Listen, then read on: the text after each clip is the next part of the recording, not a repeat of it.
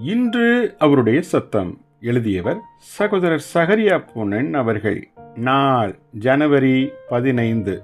என் நிலையிலும் மகிழ்ச்சி இழக்காத ஜீவியம்.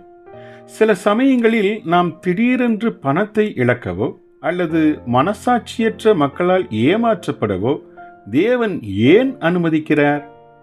நம்மில் அநேகர் நெரிசலான புகைவண்டியில் அல்லது பஸ்களில் நம் பணம் பிக்பாக்கெட் அடிக்கப்படும் அனுபவத்தையும் அடைந்திருக்கிறோம்.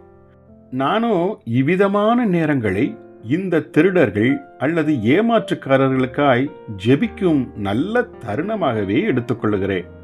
இவை எல்லாவற்றிற்கும் மேலாக தேவன் அதிகமாய் விரும்புவது எல்லாம் பணத்தோடும் உலக பொருட்களோடும் உள்ள நம்முடைய அசாதாரணமான பிடிப்பிலிருந்து நாம் விடுபட வேண்டும் என்பதே ஆகும். நாம் இழந்த ஒவ்வொரு ரூபாயையும் விரல் விட்டு எண்ணி ஏங்கி கவலை கொள்ளவோ அல்லது நாம் லாபமடையும் ஒவ்வொரு பணத்திற்காகவும் மகிழ்ச்சி அடையவோ தேவன் ஒருபோதும் விரும்புவது இல்லை. ஆம், நாம் அவரில் கலிகூர்ந்து மகிழ்ந்திருக்கவே அவர் விரும்புகிறார். இந்த மகிழ்ச்சி எப்படிப்பட்டது? உலக லாபம் கிடைத்து விட்டதால் கூடவோ அல்லது உலக நஷ்டத்தால் சற்றும் குறையவோ முடியாத மாறாத மகிழ்ச்சி. இப்பூமியில் இயேசு இவ்விதமாய்த்தான் நடந்து கொண்டார். இப்போது நாமும் அவர் நடந்தபடியே நடப்பதற்கு அழைக்கப்படுகிறோம். கிறிஸ்து இயேசுவில் இருந்த சிந்தையே உங்களிலும் இருக்க கடவது என்றல்லவா வேதம் கூறுகிறது. பிலிப்பியர் 2:5.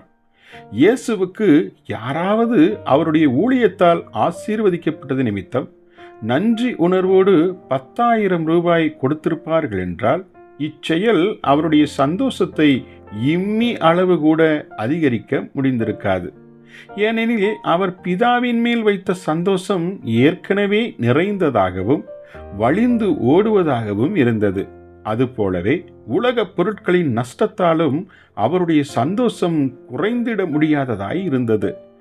இயேசுவுக்கு அன்பளிப்பாய் வந்த அதிகமான பணத்தை யூதாஸ்காரியோத்து சுரண்டி திருடி கொண்டிருந்தான்.